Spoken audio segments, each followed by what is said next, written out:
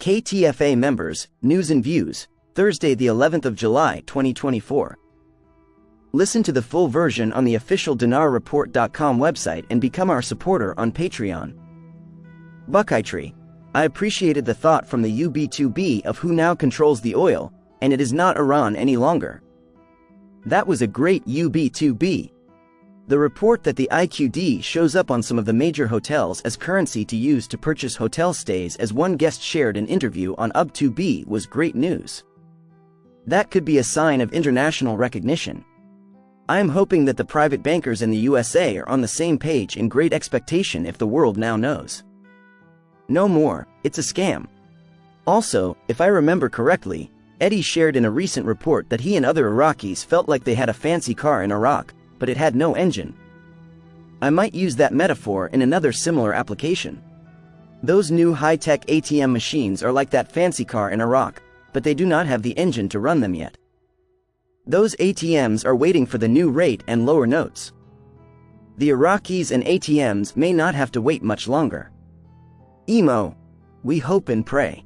Finally, if I understood correctly from recent articles and reports, that the dinar will only be sold at the airport starting on the 14th. Also, that Sudani recently had a meeting with the exchangers who were about to go on strike, and they suddenly changed their tune and reversed their plans, hopefully happily. Sudani is a mover and shaker in a good way.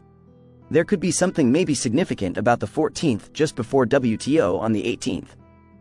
Emo, not just soccer. Those big screens around the country in Iraq may soon serve a dual purpose. For us, it seems past time.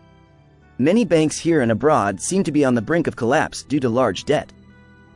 Emo, the reinstatement of the IQD may bring liquidity and less debt to some of the banks, a banking stimulus. Good leadership and good reforms in Iraq will bring blessings from a once war-torn country.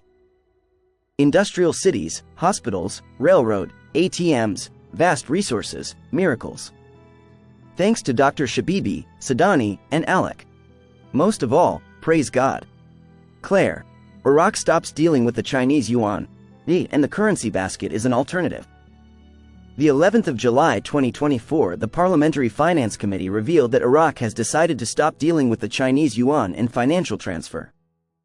Committee member Moeen Al-Kazemi said in a press statement that the U.S. Federal Bank imposed on Iraq to stop dealing in the Chinese yuan, under the pretext that there was manipulation in some transfers or certain problems occurred. He believed that many decisions by the central bank are imposed by the U.S. Federal Bank, according to him. Al-Kazemi pointed out that Iraq's money, as we know, is placed in the U.S. Federal Bank as a result of the sale of oil at a rate of 3.5 million barrels per day. And this money enters the U.S. Federal Bank and is not transferred to Iraq in cash, but is transferred to Iraq through transfers issued by the central bank, and the federal bank is notified. And then the federal bank is convinced of this transfer and commercial transaction, and on the basis of it releases amounts to the relevant parties exporting to Iraq. He noted that many of the central bank's procedures are governed by the American will, and this will may be explained for administrative and financial reasons. Non-financing of terrorism, and others, believing that the reasons are political with the aim of pressuring the Iraqi government, according to his expression. Regarding the impact of canceling dealing in the Chinese currency, Al-Kadimi pointed out that the merchant and the central bank have multiple options and not to deal only with the dollar, so this suspension is temporary and not permanent. As for what the Parliamentary Finance Committee will do in this regard, a member of the committee explained, "We will ask the central bank to address the issue and for the currency basket to be diverse, so that the options are more for the central bank and Iraqi merchants." It is noteworthy that Iraq has strengthened its assets denominated in yuan through the Singapore Development Bank to finance Iraqi trade and imports with China by about $12 billion annually. Iraq has also moved to strengthen its assets in the Emirati dirham and negotiated an increase in its assets denominated in euros to finance trade with the European Union. And Iraq has also begun opening bank accounts in the Indian rupee for a number of Iraqi banks. Since the beginning of 2023, the Central Bank of Iraq has issued several decisions aimed at maintaining the stability of the general monetary and economic situation, and confronting the risks of fluctuations in the exchange rate of the Iraqi dinar against the US dollar, in addition to facilitating import and export operations by opening new horizons with international banks, including Chinese banks. Among the decisions of the Central Bank of Iraq is to enhance the balances of Iraqi banks that have accounts with Chinese banks in Chinese yuan, as dealing in yuan directly without the mediation of the US dollar contributes to facilitating and accelerating financial transactions, and will reduce import costs and protect against the risks of fluctuating exchange rates within Iraq. Claire, a representative of the framework, the 2024 budget will be returned to the House of Representatives and the reason is revealed. The 11th of July 2024, Bakir al-Sadi, a representative of the coordination framework, confirmed today, Thursday, that the 2024 budget will be returned to Parliament if it resumes its work. Al-Sadi told Al-Farat news agency the 2024 budget tables will be returned to the House of Representatives to make minor amendments to them. He added, the matter will be completed once Parliament begins its work. Claire, International Chamber of Commerce launches new office in Iraq. The 11th of July 2024, the International Chamber of Commerce, ICC, headquartered in Paris, announced the expansion of its global presence with the official launch of a new office in Iraq. ICC, founded in 1919 in Paris, has a network of offices in more than 170 countries, representing over 45 million businesses. The ICC reported that the official launch of the ICC office in Iraq took place at the organization's global headquarters in Paris. The new office is expected to advance the ICC's mission in Iraq and strengthen the voice of Iraqi businesspeople and chambers globally. The report noted that ICC Iraq will add to the total number of ICC offices, bringing the count to 92 worldwide. A delegation from ICC Iraq attended the official launch celebration in Paris, followed by a celebration at the Iraqi embassy in the French capital. ICC Secretary General John W. H. Denton was quoted as saying, "The context in which businesses operate today is marked by geo-economic and geopolitical tensions giving rise to instability, uncertainty and new challenges in Iraq and beyond. Bringing our mission to Iraq will deliver real value for Iraqi business and the real economies in which they operate."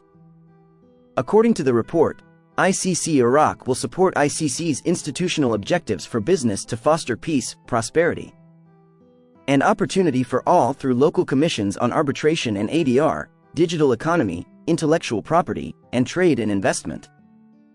The report highlighted that ICC Iraq's founding members are Abdul Razak al-Zuhair, who serves as ICC Iraq Honorary Chair and President of the Federation of Iraqi Chambers of Commerce, FICC; Mohsen al-Hamd, Chair of ICC Iraq and Al-Azriya Group; and Ahmed al-Yassiri, ICC Iraq Secretary General and International Organization Consultant at FICC.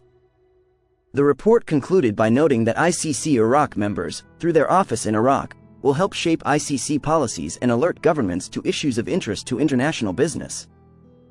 Exchange companies, categories A, B, and mediation companies in buying and selling foreign currencies, Category C activities transactions on the FITR platform E.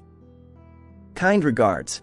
Later, with our circulars numbered the 20th of March 33 and 35 dated 2 quarters and the 3rd of July 2024, and regarding your inquiries about the possibility of uploading data after completing each of the company's activities. We would like to inform you that your companies can register activity transactions, buying and selling foreign currency outside the window, internal money transfers sent and received, external money transfers sent and received, available to the exchange companies FINTI A, B via the companies Western Union, MoneyGram, on the FITR platform above by uploading documents. The data is at the end of the working day, with the exception of dollar sales transactions to traveling citizens, which require real-time recording with respect. The Financial Supervision Bureau announced today, Thursday, that it has taken measures to develop and improve the accounting and auditing professions in Iraq.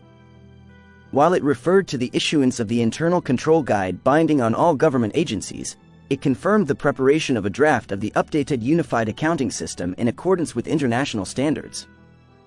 The deputy chairman of the Financial Supervision Bureau, Qaisar al-Sadi, told the Iraqi news agency, INA, "The Federal Financial Supervision Bureau seeks to achieve its objectives specified by its founding law, including developing the accounting and auditing professions in Iraq." He explained that one of the most prominent steps taken by the Bureau is issuing reports evaluating the internal control systems in ministries, entities not affiliated with a ministry, and governorates. indicating that the aim of this is to raise the level of performance of these formations, enhance efforts to combat financial and administrative corruption, improve institutional performance, and work on the principle of preventive control to reduce this phenomenon. He pointed out that the Bureau issued the Internal Control Guide, which was circulated to all government agencies for mandatory adoption starting from the 1st of July 2024, noting that this guide aims to help these agencies accomplish their work in a way that ensures tight control and oversight over financial transactions and the preservation of public money. He added, the court has completed preparing a draft of the updated Unified Accounting System in accordance with international standards. This draft has been circulated to government agencies, unions and universities for the purpose of expressing their opinions and making appropriate amendments in preparation for its actual implementation in the near future. He added, the Bureau also contributed to holding the first session of the Audit and Accounting Standards Board in the Republic of Iraq for the year 2024 after an interruption of more than 4 years, during which the audit and accounting issues were discussed and appropriate decisions were taken regarding them, which contributes to developing the work of the profession in Iraq.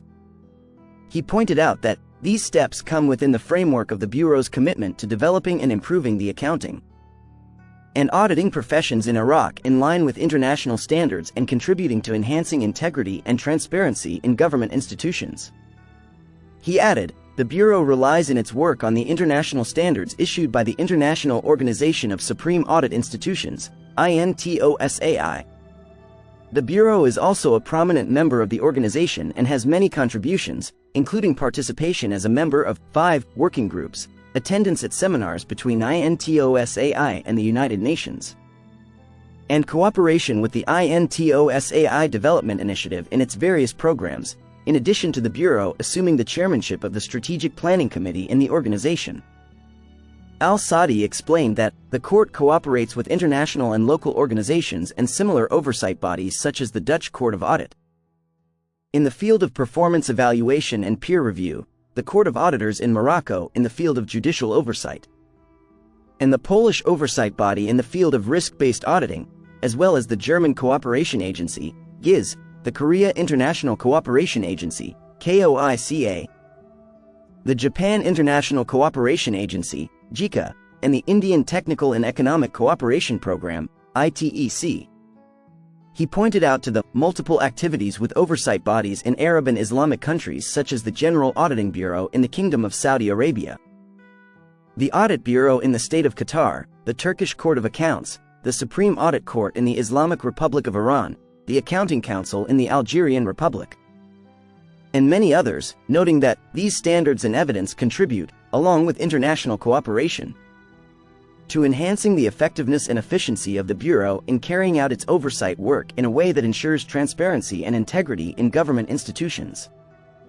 He stressed the commitment of the Federal Audit Bureau to enhance transparency and integrity in all state institutions by working in accordance with international standards and effective cooperation with regulatory bodies and international organizations, stressing continuing efforts to develop the accounting and auditing professions and providing technical and accounting support to ensure optimal performance and preservation of public funds.